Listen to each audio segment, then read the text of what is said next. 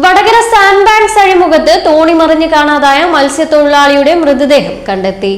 വടകര അഴിത്തല മുക്രിവളപ്പിൽ സുബൈർ മൃതദേഹം അഴനിക്കാട് കടൽ തീരത്തോട് ചേർന്നാണ് കണ്ടെത്തിയത്.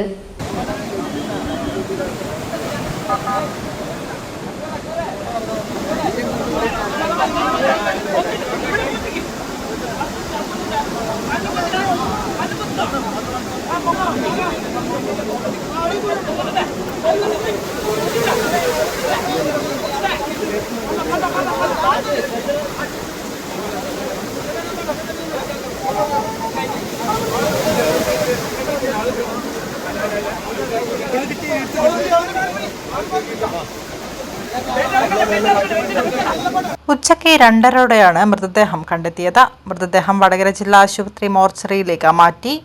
കരിങ്കൽ കല്ലുകൾക്കിടയിൽ കുടുങ്ങിക്കിടക്കുന്ന നിലയിലായിരുന്നു മൃതദേഹം.